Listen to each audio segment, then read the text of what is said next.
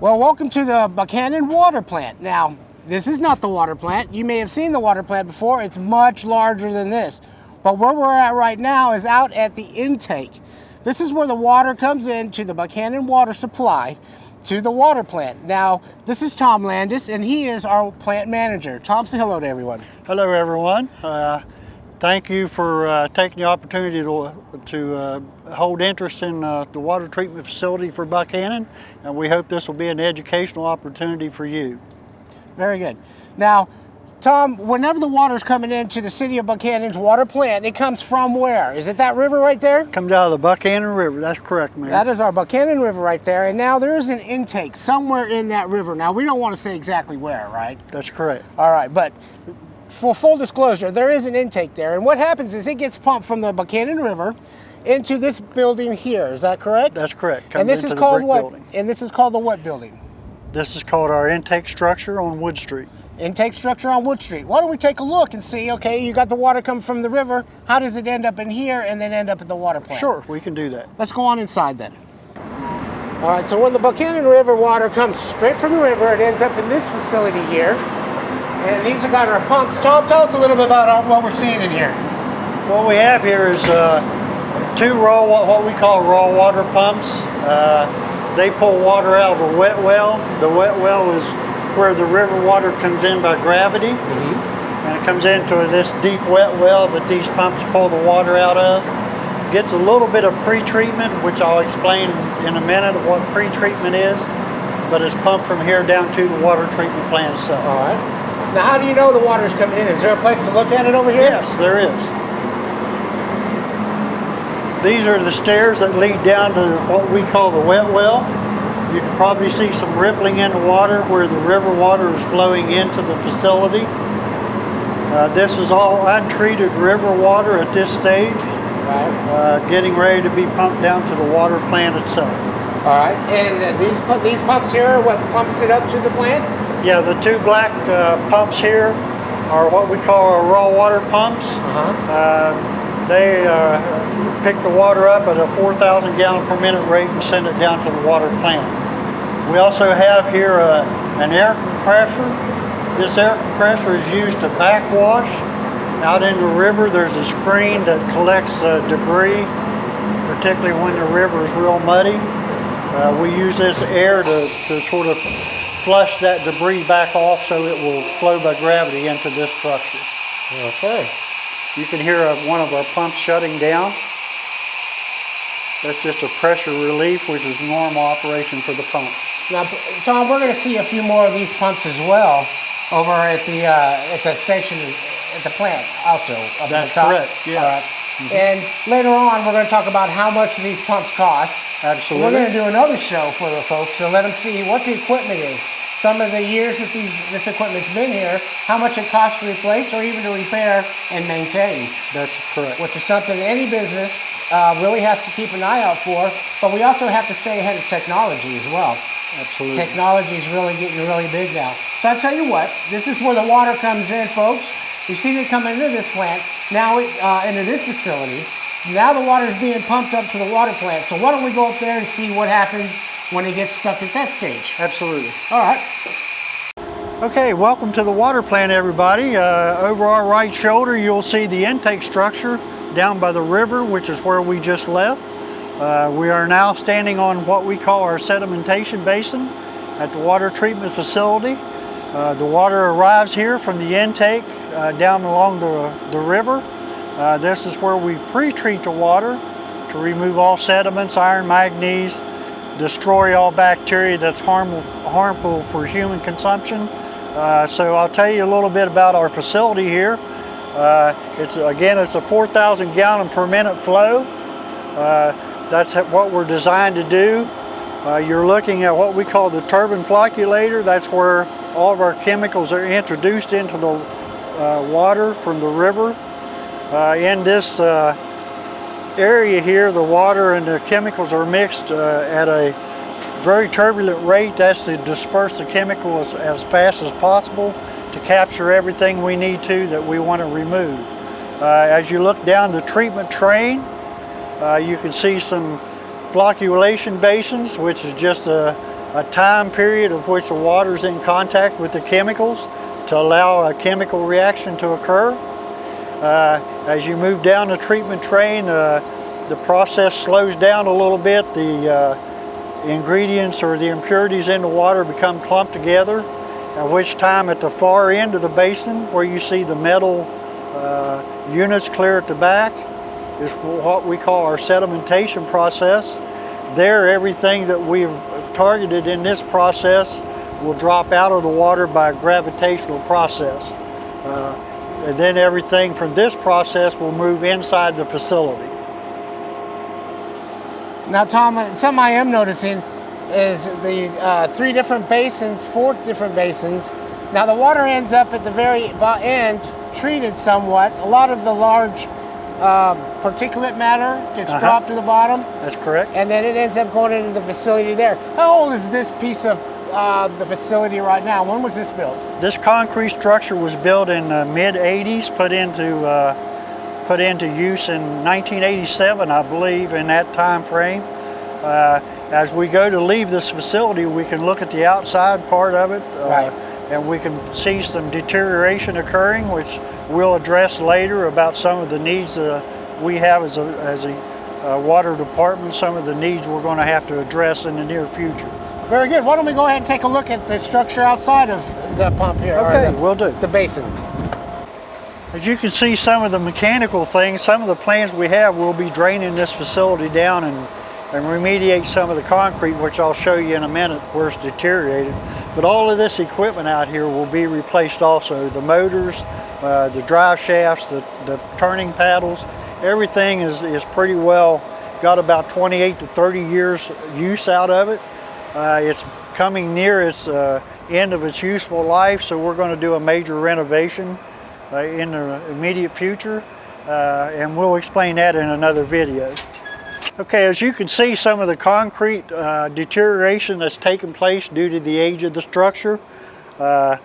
These metal pins should definitely not be showing. They're starting to rust and they'll only create more problems. And if you can look back over your shoulder there, Dennis, that's actually the structure we were just up on, our intake or our pre-sed basin structure. If you could get closer, you can see some deterioration beginning to take place here. This is not the what we would call the weather side, which is the other side of the basin, which there's a lot more deterioration. We can walk around there and take a look at that if you'd like. As you can see from this viewpoint, we have some major deterioration going on in the concrete. We have some major cracks that's starting to happen. Again, this structure is about 30 years old, so it's time that we invest some money to try to rehabilitate and to maybe get another 15, 20 years out of this structure before we have to replace it. So it'll be a small investment that we hope we get long-term benefit out of. Now, Tom, we're not, this isn't structurally endangered right now as far as what you're seeing. Yeah, structurally so we don't it's want sound. our citizens concerned that this wall is going to come down anytime soon, but obviously if we don't pay attention to it now and do something to remediate it, it's just going to get worse, and then eventually structurally it could actually be an issue. Correct. Right now the foundation and the structure itself is very secure. It's just got some surface deterioration, both on the outside of the wall here that we're on and on the inside where the water is. On the inside as well. Correct, yeah. All right, well, it's obvious that we're going to have to do some work on this. Now, is this one of the major issues that our plant has that you see as one of the top issues? Yeah, we prioritize some of our needs. Right. That's above and beyond our normal daily routine, and we look to improve capital improvements. This is at the top of my priority list, and I have, once we get inside, I'll show you some piping and valves that are also right up there. They've got some age on them, and those are things we'll be addressing in the near future. Well, this is concerning in itself. Let's go inside and take a look at what you're talking about on the inside of the plant. Okay.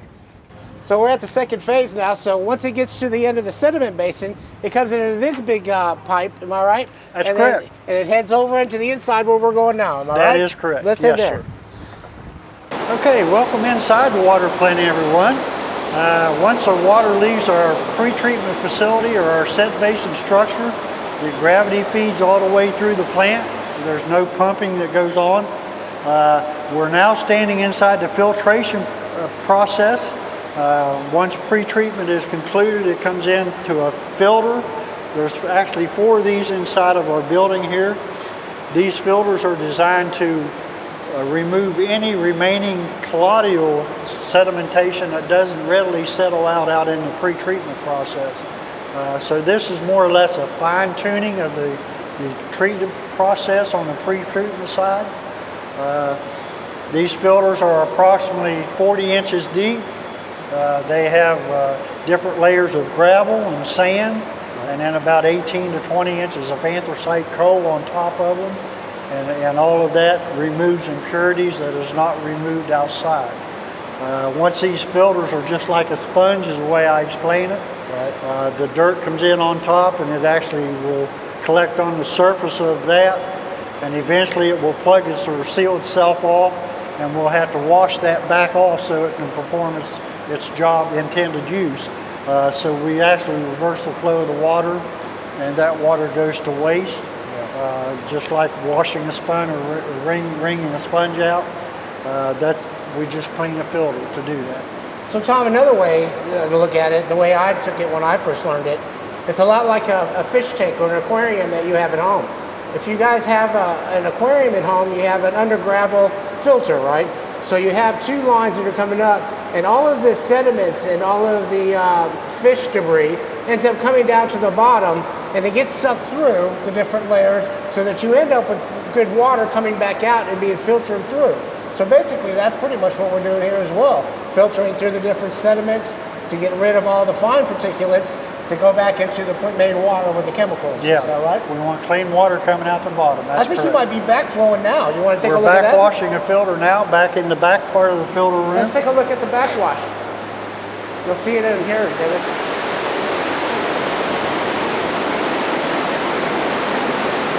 Kind of loud, that's how come we went in there first. What you're watching here is just the water being reversed on this flow, removing all the impurities and the dirt out of the filter bed, sending it to waste, and then once this filter is clean, we do it by visual. Once we see the filter's clean, we'll put the filter back in service and reverse the flow of water. Very good. Huh? What? What about the rust? Rust. What about rust? I see rust. Is that really a concern with our water? Is that part of the chemical process? Well, you have metal in contact with water and you get oxidation, you get rust. Yeah, that big pipe there that you see, the rusted pipe, is the water coming in to scrub the filter. The metal beams are simply a structural thing to keep the structure secure. So yeah, there's no concern with the rust in here. And eventually it'll be washed out through the system anyway. So on a backwash, it will be washed out. That's all the testing correct. we do. Yeah. All right, so once the water's coming here now, we've got it from outside, coming in through your sediment tanks in here, what happens next? It goes to what we call our clear well, which is our finished side of our facility. In the clear well, we do a post-treatment. And in post-treatment, we just add chemicals to stabilize it for distribution. So let's go take a look at the clear well. Let's go take a look at that then. Yeah, we'll go that way. Okay, we're standing in what we call our high service room. This is where our large 4,000 gallon a minute effluent pumps are. The water, once it leaves the filtration process, enters into another large wet well, which we're standing over top of as we speak. That wet well is called a clear well. That is finished water ready to be distributed out to the water tanks, to the fire hydrants, to people's homes. It does receive a little bit more treatment once it leaves those filters into this clear well.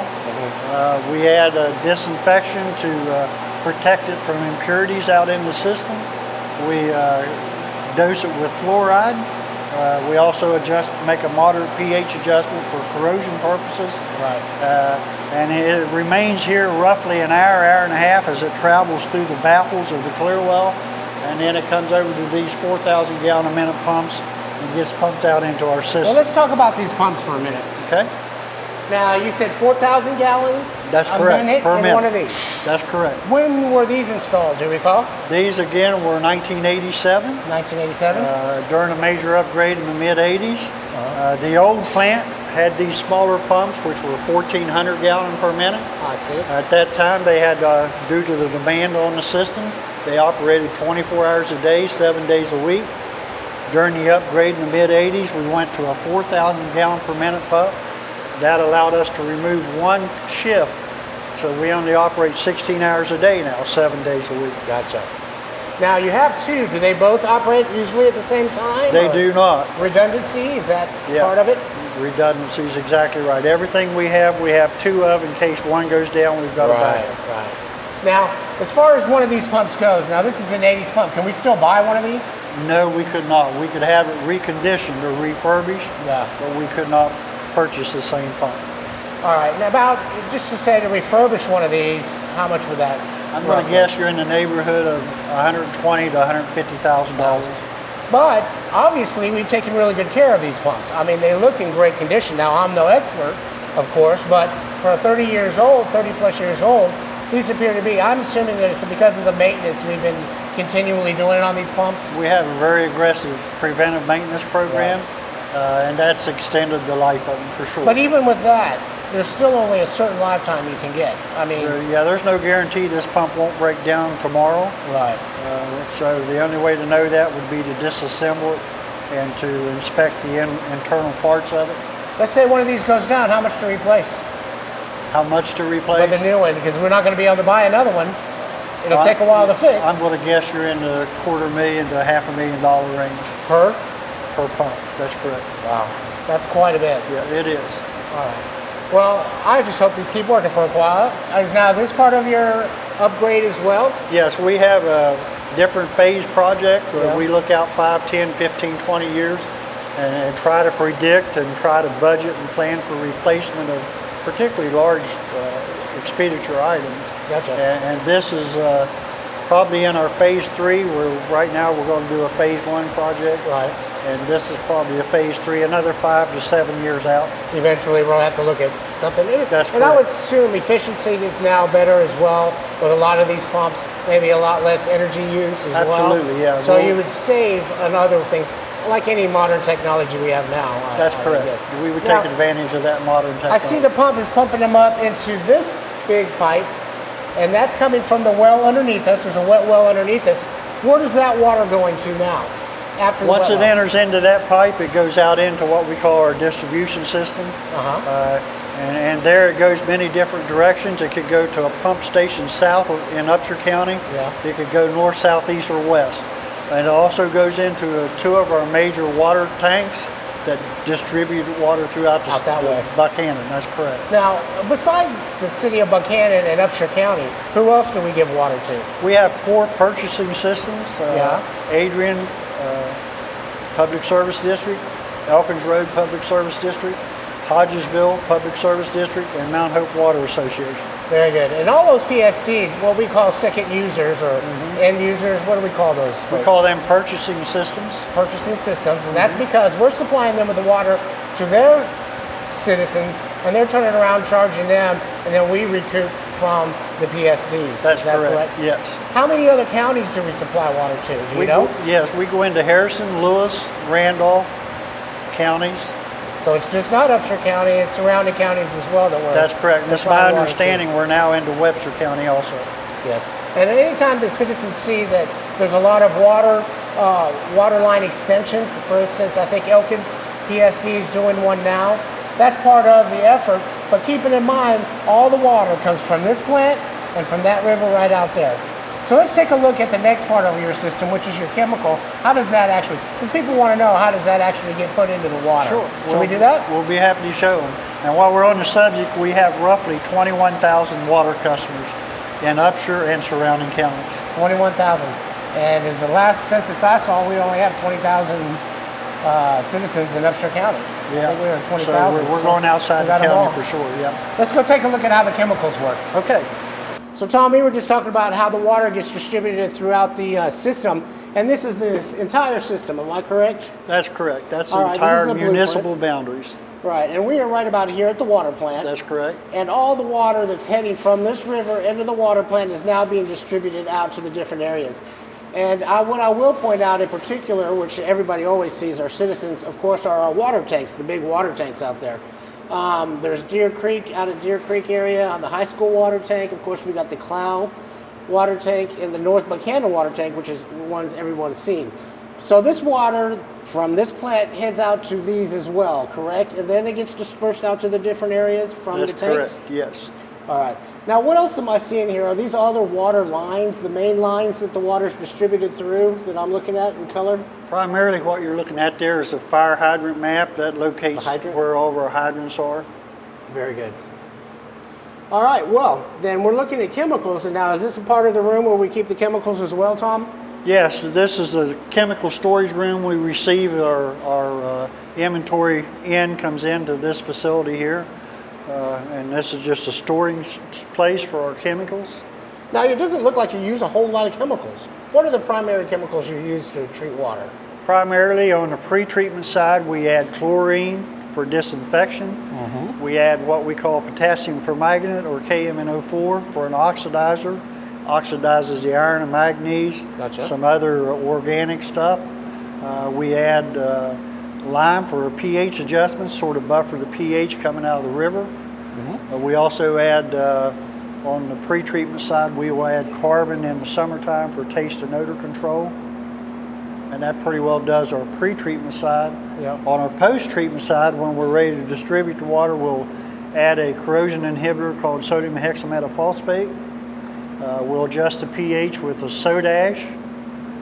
We will also disinfect again with chlorine to give it a buffer for the system to ensure the integrity of it. And we also add fluoride. The fluoride, the ever important fluoride now as well. Now, I can't help but notice from an aquatics background, swimming pools, a lot of these are the same chemicals that we use to maintain our swimming pools, to make sure that they're as sanitary as they can be. That's correct, just a larger scale operation. Right, yes. Fascinating stuff. The only other difference would be is that we filter the water here, of course, for drinking purposes. We remove the impurities. You want to take a look at the equipment on how it gets into the water? Absolutely. Is that something we can do? Yep, we'd be happy to do that. Let's go that way then. We basically have two types of feed systems. We have what we call a dry hopper system, which would be powdered chemicals, such as lime or soda ash. And we have a solution. That's a chemical that's already in water.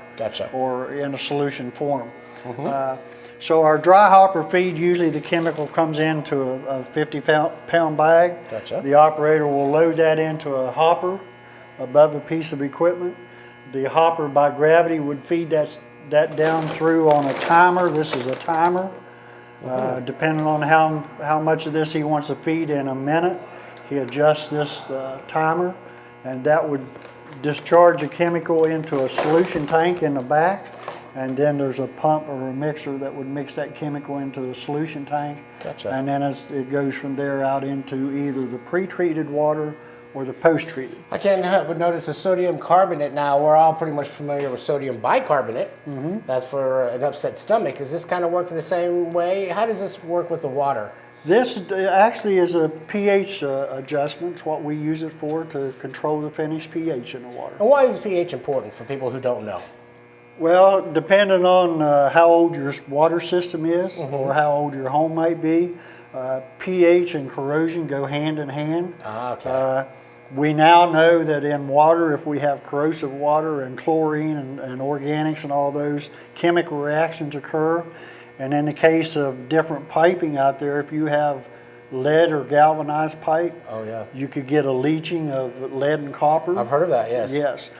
So this pH adjustment is to help buffer that corrosion activity and to try to eliminate or at least reduce that chemical reaction in the piping. Excellent. And I'm glad to see it's coming out of Weirton, West Virginia as well. Yes, that's correct. Yeah. All right, we have a fluoride feed room. So this is where the fluoride for our system goes in. That's correct. Now, are there any governmental regulations regarding fluoride? A lot of people have said yes to fluoride. Everybody sees the benefits of fluoride. Well, first of all, there's government regulation on any kind of chemical we add to the water, whether it's fluoride or whether it's lime or whether it's soda ash. Very good. The government, the particularly the Bureau for Public Health, does come in and inspect us and monitor our dosage rates to make sure we're not overdosing or underdosing. There's recommended rates that we have to stay in, feed rates. Fluoride, yes, it's a controversial item, but the community decides whether they want to feed this into their system or not. Back in the early 60s, when the city of Buckhannon first purchased the water system, the community endorsed the feeding of fluoride into their drinking water. Oh, that's very good. Well, it's obviously a benefit. And what is the, I see we're standing next to what appears to be a shower. Yes. Now, is this, I've seen this before in chemical rooms or laboratories. Am I right? That's correct. Before I get to the shower, I will tell you that almost all of these chemicals, if we stay within our, and we do, stay within our recommended dosages, are not harmful to the public in the form of drinking water. However, because we are in the natural state of the chemical here, or in the bulk handling, it is dangerous for our water plant operators. So therefore, we're required to have some emergency equipment on hand should they become either contaminated with it or be introduced into their breathing or whatever. So these are just simply safety measures. This is, in this case, is emergency shower. If an operator gets something in his eye or get it on his skin, he could come here and pull this handle and get under here, and he could rinse his body off, or he could flush his eyes out. Well, I'm glad to see we have safety precautions in place for all of our workers as well, because their safety is just as important as our citizens and their water. Absolutely, yes. Then we have the all-important chlorine. Yeah, we have a chlorine feed room. There's a chemical that is probably one of the most dangerous chemicals we may have in this plant. For the operator, it's probably the most, because it's a toxic inhalant. It's a gaseous form. And it's very corrosive. Whenever it gets into your respiratory tract, it immediately reacts with the moisture, and it's very dangerous for the operator. But we have proper, again, there's industry standards and regulations, and we have all the safety precautions in place to deal with that. That's fantastic. What do we got here? This is mixing tanks, where we would take a dry chemical and mix it into a solution form and feed it with our solution pumps. Yeah, rather than use a dry hopper, we mix it and pump it out solution-wise. Because we feed so little of it, it's easier to feed that way. That makes sense. Yeah, absolutely. This is what we call our coagulant tank. A coagulant is a chemical we use to introduce into the river water out in our Sed Basin, and that sort of is an untechnical way to describe it. Is a sticky substance that attracts all the dirty particles. It makes them clump together. So it's a binder, really. It's a binder. It's a bridge. It's been described as a bridge, being able to bridge gaps between particles. Right. And once you get enough particles collected or stuck together, gravity will naturally remove that. And that's where our sedimentation process comes in. So when we were outside earlier, where the water came into the 4 tanks that we saw in the sediment basin, the 4 different compartments, this is the chemical that's making the particulates solid, so they'll drop to the bottom. That's correct. This is makes them clump together. That's correct. Very good. And how dangerous is this ammonium chloride hydroxide sulfate? It could burn the operators if it got on their skin, get in their eyes. I'm sure it could create a big irritant for that. Very harmful if you swallow it. So. And I can't help but notice this contamination wall, or containment wall here. Particularly after the Charleston incident, there were a lot of tanks that the water districts have had to inventory to make sure that they're safe. So to avoid an incident that happened in Charleston going into the river, this is the only one that we had to be concerned with that wasn't potable water. Is that right? That's correct. Yes. This is it, and it's in a containment. So even though if it were to actually rupture for some reason, get through here, it'd be filled up here, but it would never make it down to the river. That's correct. Yeah. Very good. Well, let's see what these big tanks are in here. I believe those are your big chlorine tanks? These are our chlorine tanks. Again, we buy it bulk. By bulk. These are ton containers. We keep 2 on hand. It comes in as a liquid in the tank, but we withdraw it as a gas off the top of the tank. Gotcha. And normally, how many do these go through in a month? Normally, it really depends on the quality of water we get out of the river, but typically one of these would last about 45 days. Well, very About good. a month and a half is normal usage. That's quite a big tank as well. It depends. In the spring, when you have a lot of rainwater, you may go through one a month. In the fall, when the weather clears up, it may last 45 days. Very good. Very good. All right, where are we headed off to next? You want to go take a look at some of your wards and so Yeah, we have an awards room, and we also have what we call the operator control room, which there's going to find some very interesting things in there. Let's head that way. Okay. Okay, we're inside what we call the operator control room. This is what I like to refer to as the heartbeat of the operations. Yep. We have this manned 16 hours a day. If you want to just pan around, I can show you this big panel here on the wall and all these charts.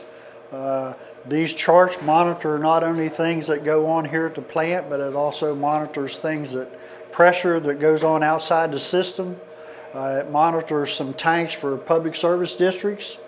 They're not always available, and our operators sort of monitor that as a friendly gesture for our water purchasers. These buttons and all these lights and things, the buttons are starting and stopping the equipment, and the lights are particularly alarms that let us know when things are gone haywire, if you will, and we need to send some attention to it. You're now looking at a computer screen, and you'll see in the entirety all of our distribution tanks on one screen, and our pump station. We have our Tennerton pump station here with the receiving tank. We have our Deer Creek pump station with the Stony Run water tank. We have our airport pump station. This is our Clow tank out by Mud Lick. Our North Buckhannon tank out on the 4-lane that has the strawberry on it. This is our hospital tank up by St. Joe. And this is our water tank, main water tank up behind McDonald's. This just gives us a quick view and some information as far as tank level and system pressures in its entirety.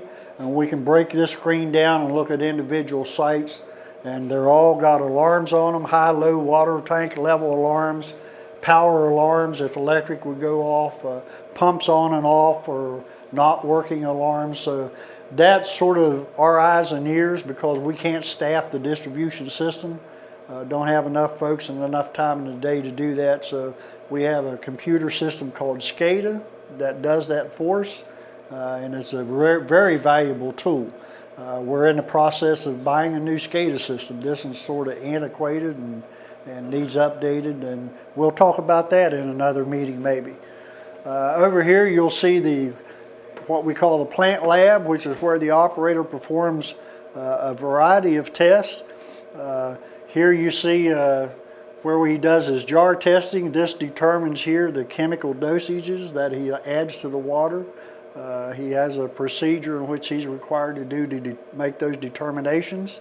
And again, everything he does treating the water has to be documented, and not only by time but by operator and by what tests he does. We have a bench lab equipment here where he runs all of his required tests. We test for several impurities in the water to make sure, number one, they're there, and make sure that, number two, whenever we target that for removal or reduction, that we meet or exceed that goal. So both raw water or untreated water and finished drinking water tests are performed here on this bench. This is more or less an in-house control test, I guess, if you will, to make sure that the goals that we're wanting to accomplish are met before we send the water out of the plant. I can show you, once we go into another room, into our awards room, a whole host of tests that were required that we batch out to like Reliance Lab or some of those independent labs, so that the health department is confident that we're performing what we need to do, the quality of water we need to perform. Now, how many of our operators actually do the testing or the chemical testing? They're all certified. When we go to our awards section, I can show you all of our operators are required to be certified, receive so much annual training to recertify They're all very proficient in what they do and actually very professional in what they do. They're very knowledgeable individuals. Yes. And we're very proud to have the staff that we have.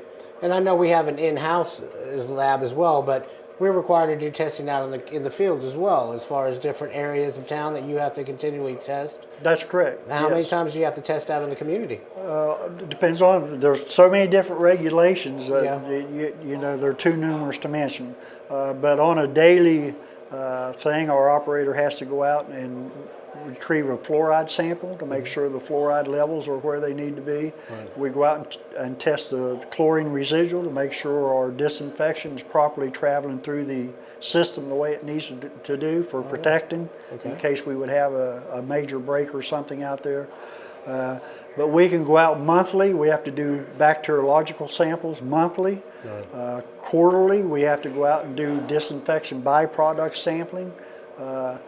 Annually or semi-annually, we may have to do lead and copper. We may have to do all kinds of different tests. And I have those all on a board out there. Every year is different. The demand's different every year as to what we're required to do. See. And how many personnel do you have working in the water plant? On this side, we have a total in the department of 14. 14 total. On my side, I have 6 operators to include myself. 5 of those operators are Class 4, and I'll explain those once we get out to our awards section. Right. And 1 is a Class 2, almost ready to be a Class 3 operator. Now, and for those of you at home, Tom alluded to 2 things. There's 2 different departments. It's all one water department, but there's 2 different services being offered. One here in the plant is the primary treatment of the water, but the distribution side, which is Mr. Kelly Arnold's domain, is where I guess the rubber meets the road. That's where the pipes are in the ground, going to each house, to each business, through our streets. And it's his job and his responsibility of his crews to make sure that those are facilitated in a good way for the citizens on a daily basis.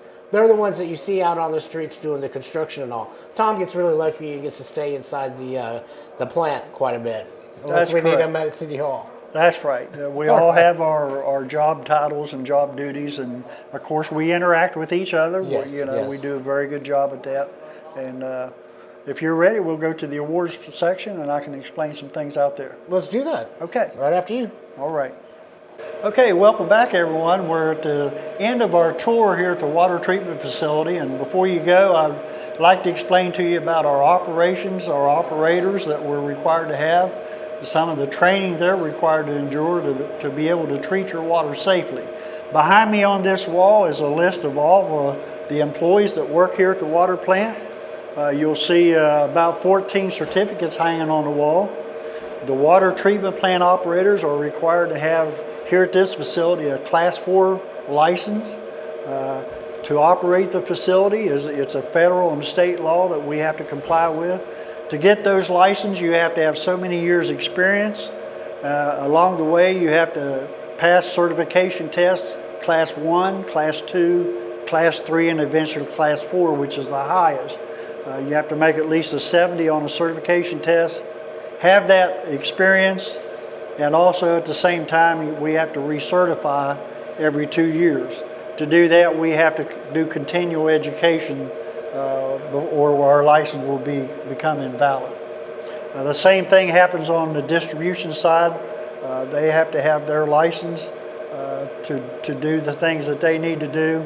Meter testing, backflow testing, testing or addition of chemicals or anything on the water distribution side, they also have to be certified, and a very similar process follows them.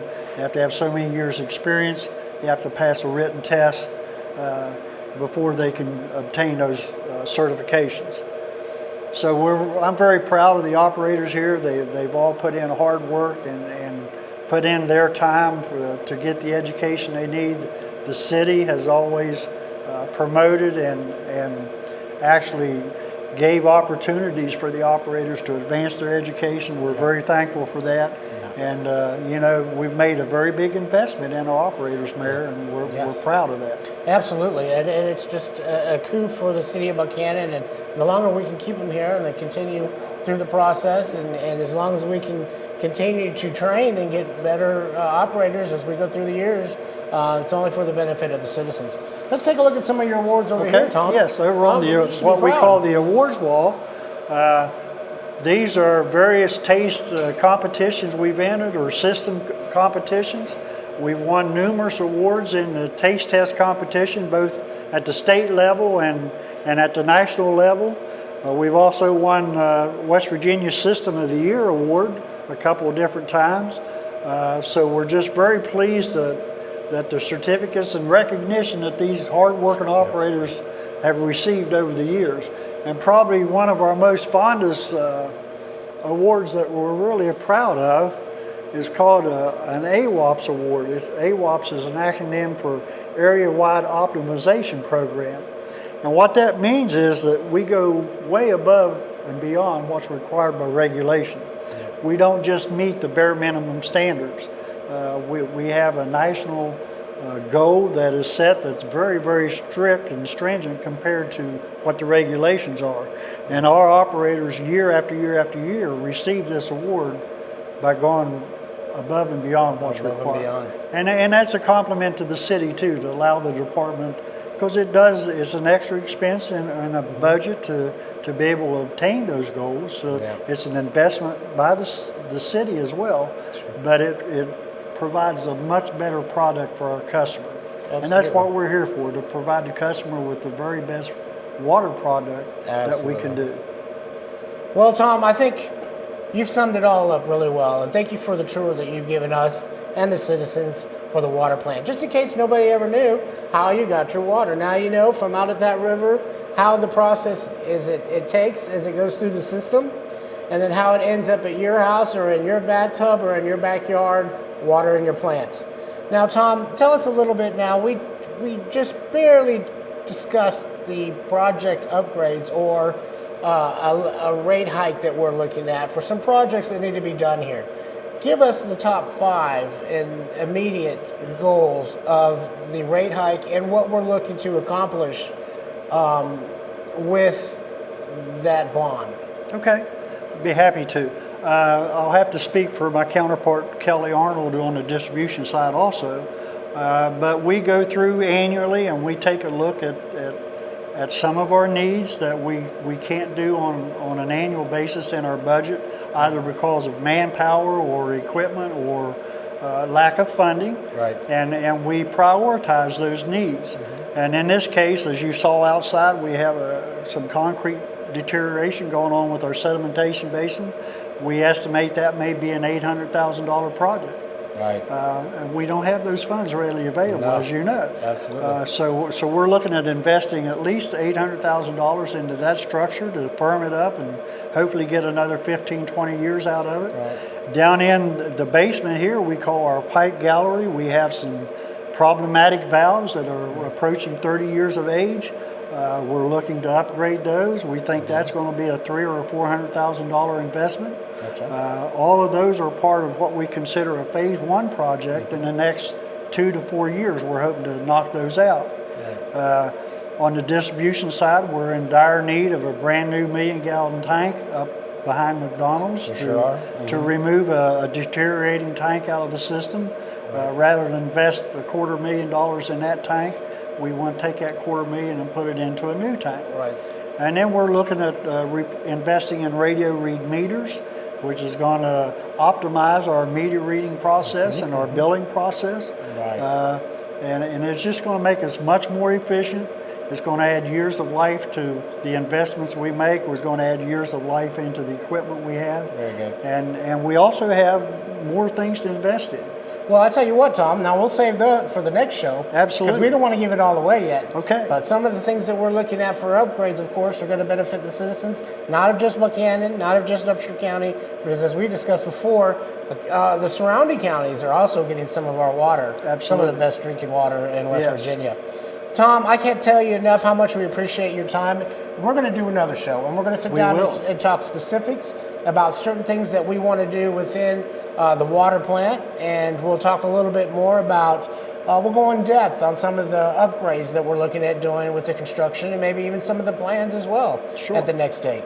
One last thing before you go, do we have another meeting coming up with our protected source water source protection. water protection? I believe we do, and I think we're going to try to do that next month. Sometime Probably in May around or June? probably around the 16th or 17th. But we'll get that out. We'll put it in a paper, and we'll try to get an announcement on their water bill. Well, so stay tuned for that as well, because it's as fascinating as anything. And this is all coming about because of the Charleston incident with American Water and the chemical spill that happened in the river, which is an impetus for a lot of the things that we now have to do as a system, as a water system.